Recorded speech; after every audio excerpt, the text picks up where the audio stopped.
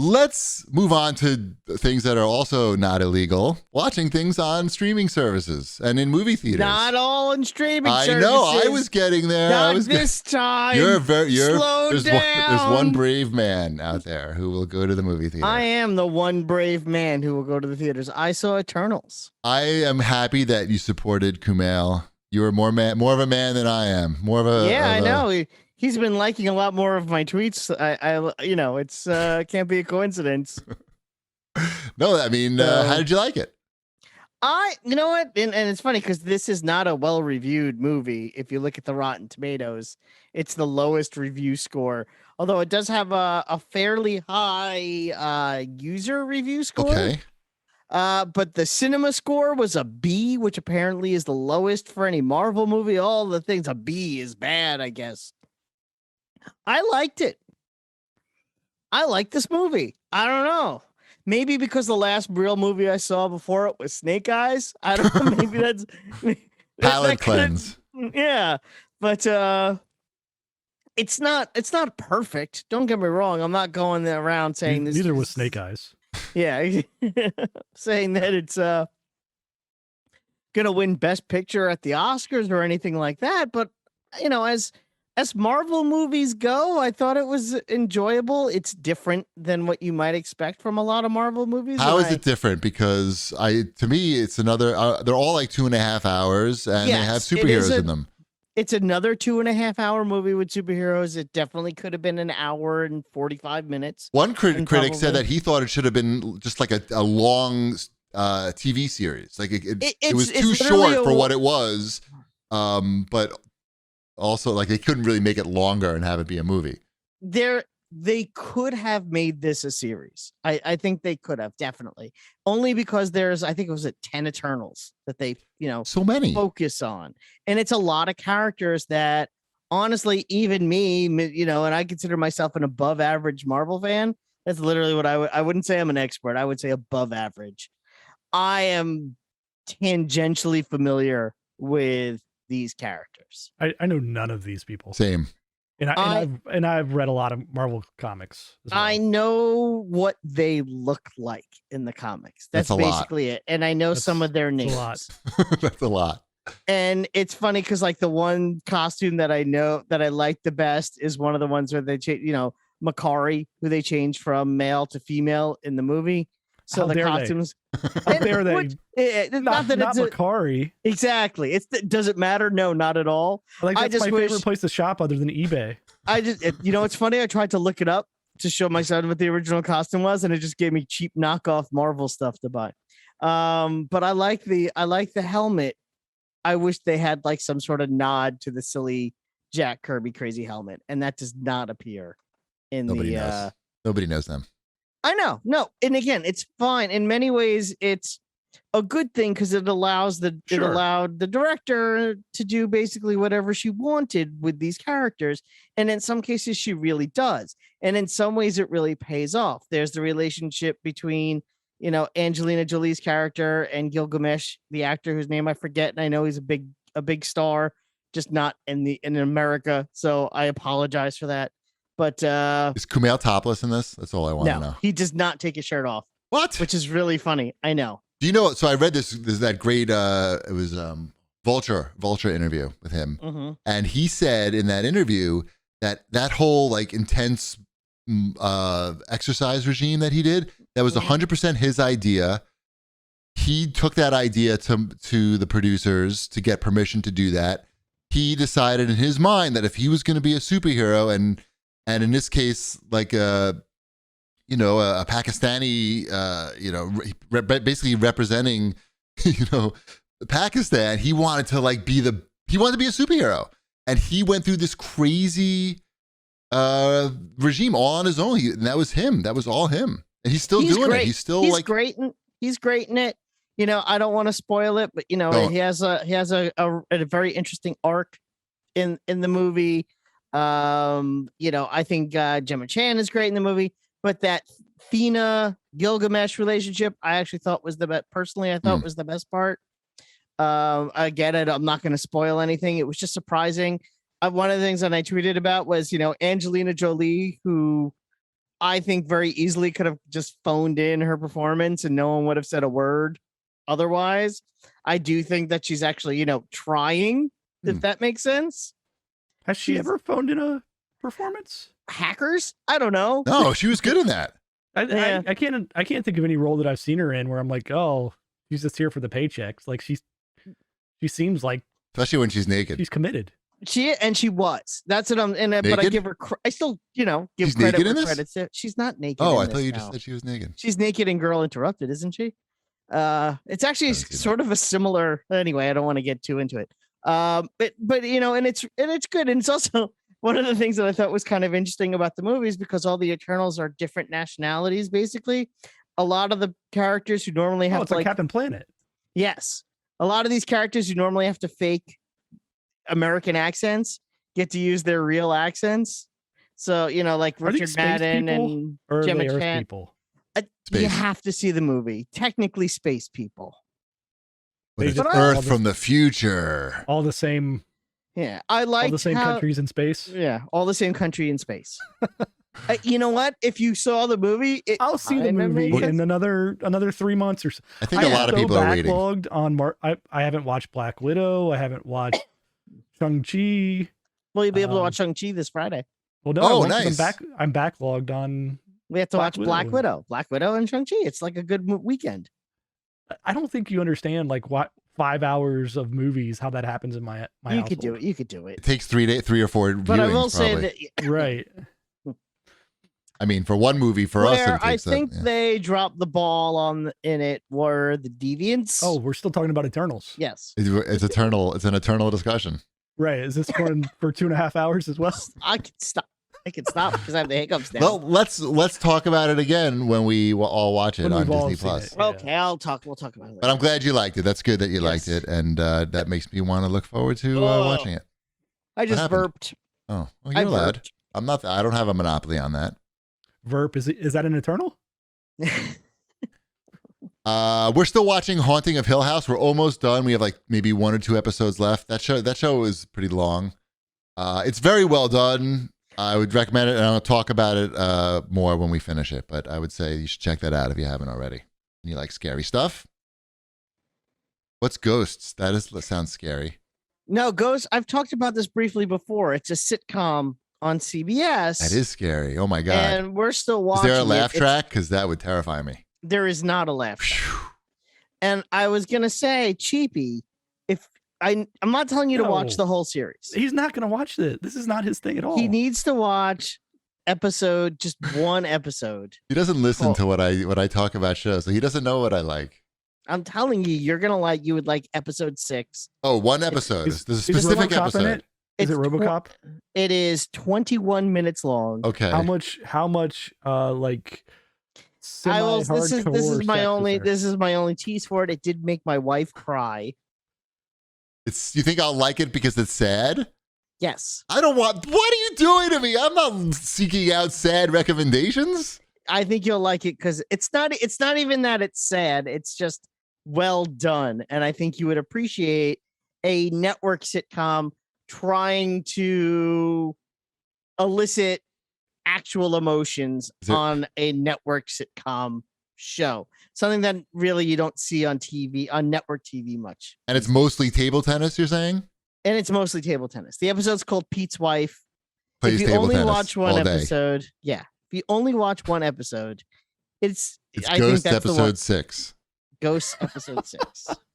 It could happen. Like, you never know. You never know. I know. I'm just saying, if you stumble across it, you're like, I have 20 minutes. I skip straight to episode 6. Yeah. You don't even have to watch the other episodes. You don't. A ghost could take control of my television. It could just come on. I'm not telling you to watch the whole show. I'm just saying. I got it. This sliver. It looks like a cute show. I just don't think it's for cheapy.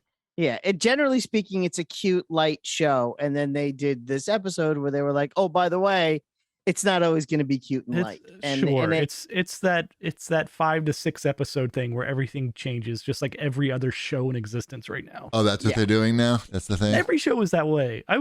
Only Murders had that episode. That was just one episode where they did that. That's exactly what I'm talking about. One episode. They take one episode. Everybody Okay. goes one episode, like, here's our completely different tone and way of telling the story. Look, the director needs a week off. It's not quite as dramatic as that Only Murders episode, because I know which one you're talking about. It's not that tonally different. Right. So, did you finish Only Murders, Chip? No, we still have. I think we either have 2 or 3 episodes left. But I will say, it got a lot better after the first 3 episodes. Like episode 4, it actually starts getting good. I think the first 3 episodes were just too much lead in for me. Like, they needed to get you to care about Martin Short's character a little bit, because he has so much personality as Martin Short and the character that they have to get you to feel a little bad. I mean, I think they just sympathy, up maybe. the stakes. They up the stakes a lot more after the 3rd episode. Yeah, and there's actually like mystery involved. Sure. The first 3 episodes. Yeah, once they like, establish that there's an actual mystery to solve, it becomes a much more engaging show. Because the first 2 episodes, you're like, so are these guys just crazy? Is that what I'm watching, a show about 3 annoying people? And then it's like, oh no, there's actually something going on here, and they're not wrong. Yep. And it changes the whole tone of the series. Yeah. And a shittier version of that show would have had that part be longer, because those episodes are only like half an hour, and they feel longer in a good way. Like they feel like they really fill those episodes. Maybe not the first 3, but going forward, they fill those episodes like pretty well. Mrs. Cheapy suggested that we start watching this Netflix show called Swap Shop, because is it about the flea market in Tampa? It is? Well, they're all over the South. So but this it's a radio show, right? Like, it's a radio show that they're radio shows that basically people call up and they'll say, hey, I've got, an antique typewriter or something. Do you want to come buy it? And then people make offers on it.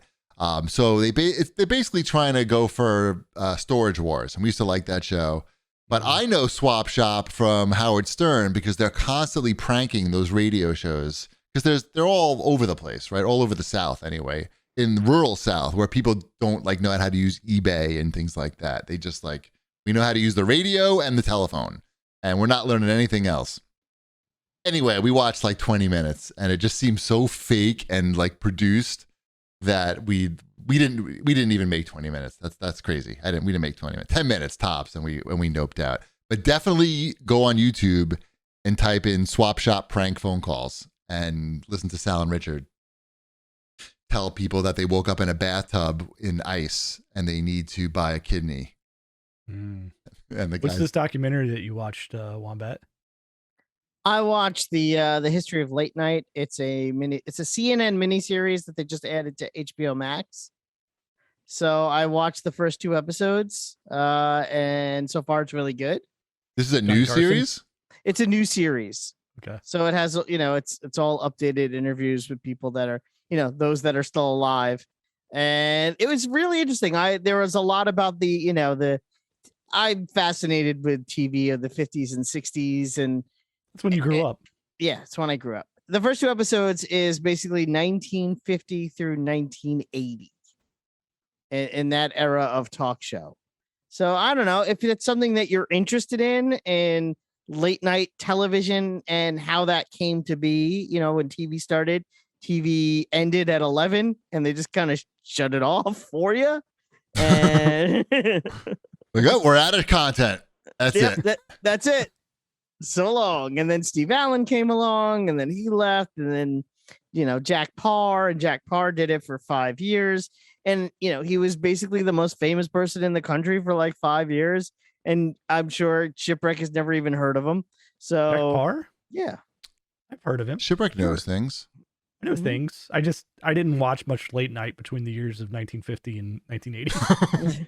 You don't go back on YouTube to catch up just to make sure you didn't miss anything? I don't. I do watch old Rodney Dangerfield. Not Jack Parr, obviously, but on Johnny Carson. He wasn't on Jack Parr. No. Jack Parr was done by 1962. Yeah. That's when Carson comes in and obviously changes everything. And there's also, they talk about Dick Cavett and Merv Griffin and stuff like that. Dick Cavett, who's a super nice guy. Yeah, very interesting. He's not dead. Dick Cavett is just checking. Very much alive. Nice. So that's good to know. Very much. Hey, Wombat, I have a fun game for you. Sure. You can throw this in here.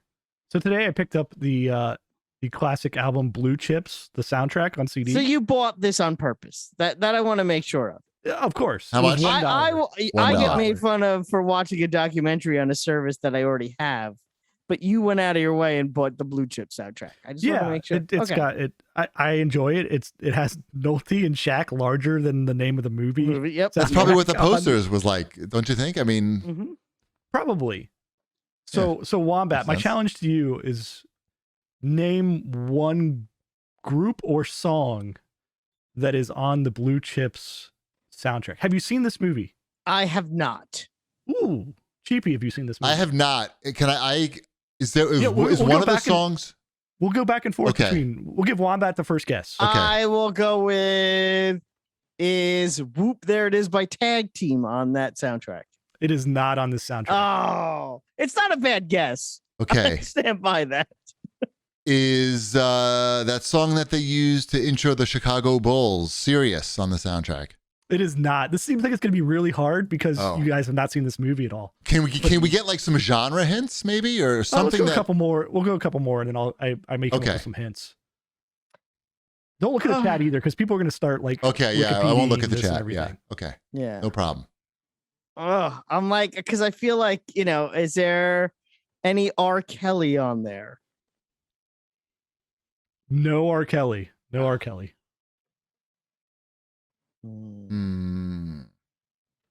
We Will Rock You? Good guess. No. Shit. I would say that is like, if I just guess like sports genre wise, you're getting closer. Yeah. Really? Yeah. That's my strategy. Keep in mind, Nolte is the top. I mean, on this. Wait, but there's no songs by Nick Nolte on there, right? I wish there were. No, and Shaq's not on here either, which is unbelievable because this movie came out a year after Shaq's album did, and you have to think like he went into that like really positioning for like one of his songs to be on the soundtrack. Like, so is there Queen on that soundtrack? There is no Queen on the soundtrack. Final Countdown? No Final Countdown. I was gonna say that next too, by the way, Cheapy. That's okay. That's where I thought it was going. I'm stealing your guesses. I don't know. Is it like Gary Glitter? Is it like Jock Jams? No, goodbye. Goodbye song. Na goodbye. No. Fuck. So this is not. Are you ready for this? I'm not ready for that. Damn. Pump it up. Pump up the jam. No pump up. No. Give us some artists at least jams. At this point. You're in completely the wrong genre of music. All right, give us some artists. I'm thinking like music you would hear at a basketball game. What would Nick Nolte? What would Nick Nolte listen to? Shakedown. He listens to "The Boys Are Back in Town" by the Bus Boys, and that's the only song he knows. That's a good joke for people who got it. By the way, I didn't get it, but I liked it. It's the one song from 48 Hours.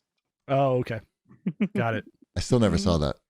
It's a good movie. Yeah, I should watch that. This is really disappointing to me that you guys are nowhere close to any of these. Give us hints. Is it like Kenny Loggins? Oh, what about Jump Around? House of Pain. No, Nick Nolte. Songs that Nick Nolte. So is there Kenny Loggins on that? There's no Kenny Loggins. Oh. Is there Michael McDonald on that? You're getting closer. Is there Doobie Brothers on there? You are in the right range of music now. Is like Kansas on there? No, you went a little bit too far. Like Journey or Jerry Rafferty? What do we got? No, just tell us. It's too long. Oh my god. We'll never get it. Yeah, I'm not gonna get it at this point. So here is the list of artists. Yeah. That you spent $1 on. That I spent $1 on this Blue Chip soundtrack. Mm-hmm. John Mellencamp. Jimi Hendrix. Creedence Clearwater Revival. John Lee Hooker. Slim Harpo. I don't know who that is. I don't either. Al Green. Okay, I know who that is. Nile Rodgers. I know who that is. Does all of the instrumental music, Mm. including the Western U medley, including the dolphin fight song, and them. That is the soundtrack. You wasted $1, my friend. Blue Chips. I'm assuming the them song is Gloria. Baby, please don't go. Oh, deep cut. Mm-hmm. Yes, you guys should watch Blue Chips. Yeah, fantastic movie.